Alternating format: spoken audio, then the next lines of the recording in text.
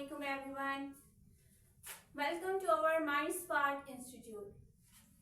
Let's start the topic extinction. Extinction क्या है? एक ऐसा गैस है जो हम अपने एक्सपीरियंस और नॉलेज को यूज करते हुए लगाते हैं। आज हम एक्सटिंग्विशन को 3 एग्जाम्पल की हेल्प से डिस्कस करेंगे। तो जो पहले एग्जाम्पल है वो मैं आपको रियल लाइफ एग्जांपल से देती हूँ। मेरे घर क्या है, गेस्ट आ रहे हैं, ठीक है। मैंने अपनी मामा से जाके बोला, मामा 20 लोग आ रहे हैं, आप ऐसा करें 10 किलो चावल और 5 किलो चिकन बना दें। मामा मुझे क्या कहती है, मामा कहती है तुम्हारा दिमाग खराब तो नहीं है। राइट, मतलब मामा को 20 या 30 साल का एक्सपीरियंस है। वो कहती हैं अगर 20 मेहमान आ रहे हैं तो 5 किलो चावल और 2.5 किलो चिकन काफी है। अच्छा ठीक है, मामा जाहिर बात है मामा है, उनकी बात चलेगी। मेहमान आते हैं, 20 लोग आते हैं और मामा 5 किलो चावल और 2.5 किलो चिकन बनाती है और वो इजीली मेहमानों में क्या हो जाता है, पूरा हो जाता है। तो अगर मेरे अकॉर्डिंग मामा चलती तो क्या होता, खाना वेस्ट हो जाता, क्योंकि मैं तो किचन जाती नहीं है, मेरे पास तो कोई एक्सपीरियंस नहीं है। लेकिन मामा के पास क्या था, 20 या 30 साल का एक्सपीरियंस था। तो ये क्या थी, उनकी एस्टिमेशन थी। तो मैंने एक एग्जांपल जो ली वो क्या थी, एक्सपीरियंस बेस। अब मैं सेकंड एग्जांपल लेती हूँ। एक दफा क्या हुआ, मैं परफ्यूम शॉप में गई और मेरे बाबा भी मेरे साथ थे। परफ्यूम शॉप वाले जो भैया थे उन्होंने मुझसे कहा कि अगर आप मुझे बता दें इस परफ्यूम शॉप में कितने परफ्यूम्स हैं तो मैं आपको परफ्यूम फ्री में दे दूंगा। इतनी अच्छी ऑफर थी तो मैंने एक्सेप्ट कर दिया। अच्छा, हर इंसान जाहिर बात है पढ़ा लिखा है इस जमाने में, हर इंसान नहीं चले, लेकिन जो इस वीडियो को देखने वाले हैं वो तो पढ़े लिखे हैं ना, इसीलिए इस वीडियो को देख रहे हैं। तो क्या होता है, आपको नंबर ऑफ रोज और नंबर ऑफ कॉलम्स का तो पता है। अब उन्होंने गिफ्ट की बात की तो उन्होंने टाइम भी तो रखा होगा ना, वरना पूरी रात भी लगे रहो तो मैंने शॉप पे तो परफ्यूम कोई भी होता है काउंट कर लेता है। उन्होंने मुझे 1 मिनट दिया और कहा पूरे शॉप में जो परफ्यूम्स हैं उनको काउंट करो। तो मैं आपको एग्जाम्पल बोर्ड पे ना समझा देती हूँ। ये मैंने एज्यूम कर लिया, एक जो है हमारे पास क्या है, परफ्यूम शॉप है। अब नंबर ऑफ रोज और नंबर ऑफ कॉलम्स का तो सबको पता होगा ना, आइडिया है ना सबको। तो मैंने क्या किया, उस परफ्यूम शॉप में जितने परफ्यूम्स की रोज थी मैंने उनको काउंट कर लिया, 1 2 3 4। तो नंबर ऑफ रोज कितनी है, 4। फिर मैंने क्या किया, नंबर ऑफ कॉलम्स काउंट कर लिए, 1 2 3 3 4 1 8 4 2 8 4 3 12। तो क्या था, 12। तो इसका मतलब उस परफ्यूम शॉप में कितने परफ्यूम्स थे, 12। खैर चले हम काउंट करते हैं, 12 ही है ना। 1 2 3 4 5 6 7 8 9 10 11 12। अंकल भी हैरान हो गए। 1 मिनट से पहले जाहिर बात है नंबर ऑफ रोज और नंबर ऑफ कॉलम्स का पता चलाना था, उनको मल्टीप्लाई करना था, आंसर आ गया। तो अंकल ने मुझे परफ्यूम गिफ्ट कर दिया। वहां पे मेरी होगी बल्ले बल्ले। ये मैंने आपको दी है दूसरी एग्जांपल। फर्स्ट एग्जांपल क्या थी, एक्सपीरियंस बेस, जो मामा की है एग्जांपल से मैंने आपको एक्सप्लेन किया। सेकंड एग्जांपल थी मेरी परफ्यूम वाली। अब जो मैं थर्ड एग्जांपल डिस्कस करूंगी वो आपकी बुक की एग्जांपल है, सो उसको अच्छे से समझना है, ठीक है। तो क्या हुआ, एक दफा मैं जा रही थी तो मैंने रास्ते में देखा 2 अंकल आपस में क्या कर रहे हैं, बहस कर रहे हैं। एक अंकल दूसरे अंकल को डांट रहे हैं। अच्छा, मुझसे रुका तो गया नहीं, मैंने उनसे बोला आप क्यों इनको डांट रहे हैं। उन्होंने मुझसे बोला आप कौन होती है इंटरफेयर करने वाली। है, मैंने कहा फिर भी मसला तो बताएं। वो कहते हैं कि मैंने इनको इंच लाने का बोला था लेकिन ये इंच नहीं लाया। अब मैं इस बिल्डिंग की लेंथ या हाइट को कैसे मेजर करूंगा। मैंने कहा अंकल है तो उनकी गलती, लेकिन आपको इनको डांटना नहीं चाहिए। कहती है तो क्या कहते हैं, वो कहते हैं आप होती कौन है, और अगर इतनी आपको बीच में इंटरफेयर करने का शौक है ना, आप ऐसा करें, आप इस बिल्डिंग की हाइट को मेजर करें। खैर आपको पता है कि मुझे कोई चैलेंज देते तो मैं तो एक्सेप्ट कर लेती हूँ, मेरा भाई भी मेरे साथ है जो मुझे बड़े ही गुस्से से देख रहा था। मैंने आपको ना सबसे पहले मैं बिल्डिंग बना देती हूँ, ठीक है। ये हमारे पास एक बिल्डिंग है, ठीक है। तो क्या था, अब जब अंकल ने मुझे चैलेंज दिया मैंने एक्सेप्ट कर लिया। तो सबसे पहले मैंने क्या किया, मेरे नंबर ऑफ फ्लोर्स को काउंट कर लिया। कितने फ्लोर्स हैं, 1 2 3 4। अगर आप, मुझे फ्लोर्स का तो पता चल गया 4 फ्लोर्स हैं, लेकिन अगर मुझे एक फ्लोर की हाइट को पता चल जाए तो मैं इसको टोटल नंबर ऑफ फ्लोर से क्या करूंगी, मल्टीप्लाई। अब मेरे पास कोई इंस्ट्रूमेंट नहीं था और मैंने एक फ्लोर की हाइट को मेजर करना था। मेरे पास जो मेरा भाई खड़ा था जो मुझे बड़े ही गुस्से से देख रहा था, मैंने उसकी हाइट को देखा तो मुझे तकरीबन 5 फीट लगी। साथ उसका दोस्त था वो भी तकरीबन 5 फीट का था। तो वहीं पे खड़े मैंने सोचा अगर मेरा भाई अपने दोस्त के शोल्डर पे स्टैंड करे तो ये तो सीलिंग को टच करेंगे।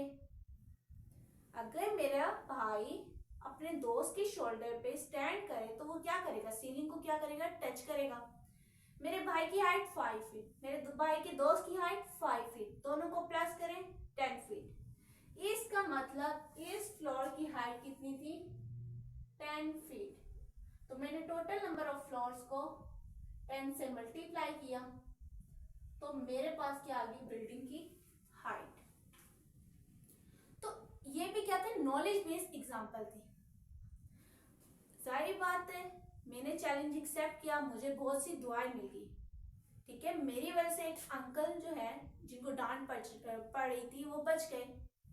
तो कभी कभी आपके जो नॉलेज से बहुत से लोगों की हेल्प हो सकती है, ठीक है।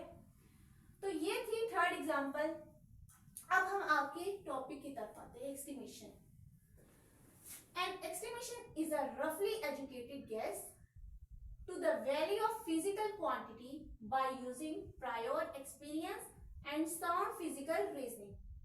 Estimation क्या, एक अंदाजा है, एक ऐसा अंदाजा है जो एक्सपीरियंस और लॉजिक बेस के अकॉर्डिंग होता है।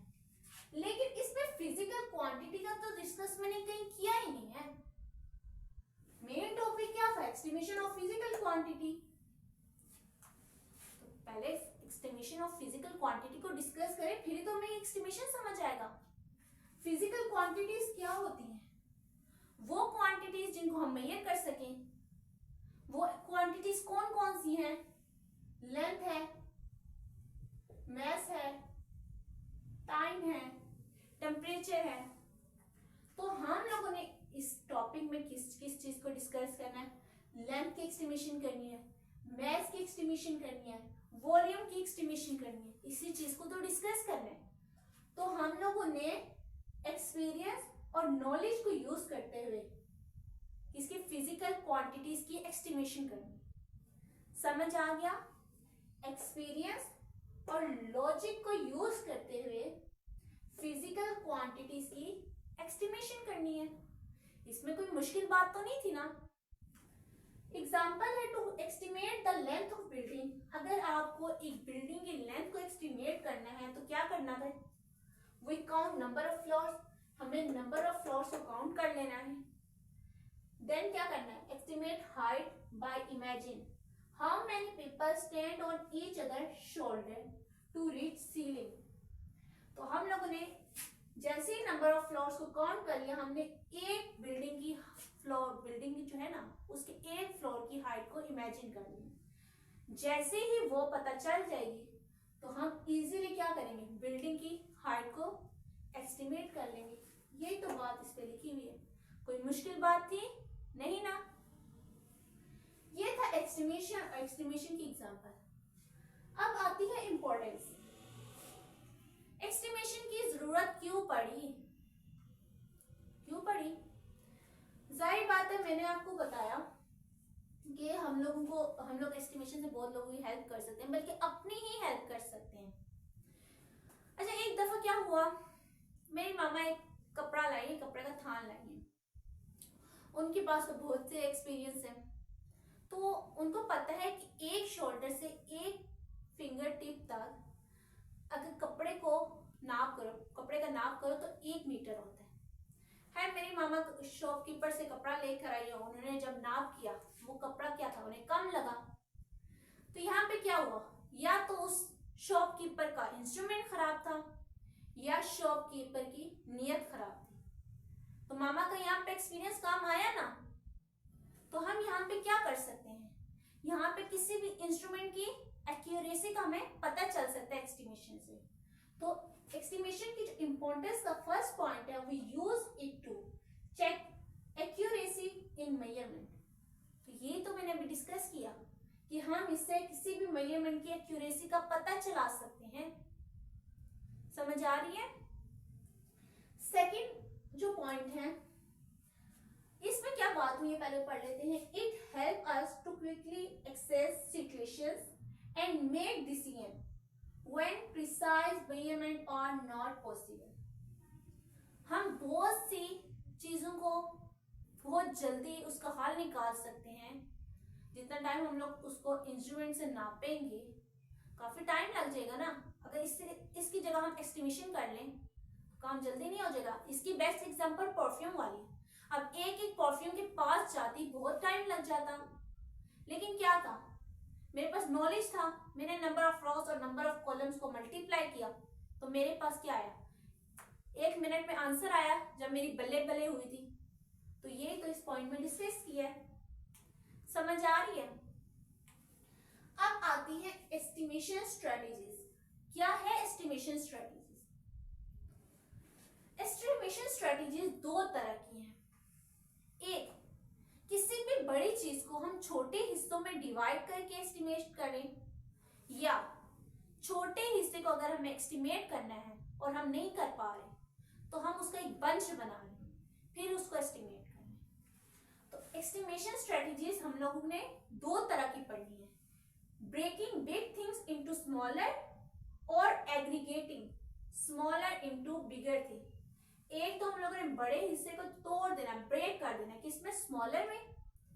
और दूसरी स्ट्रेटेजी क्या है कि हम लोगों ने स्मॉलर को जमा करके, एग्रीगेटिंग होता है जमा करना, उसको बंच बनाकर, एक बड़ा सा बंच बनाकर स्मॉलर पीस की एस्टिमेशन कर सकते हैं।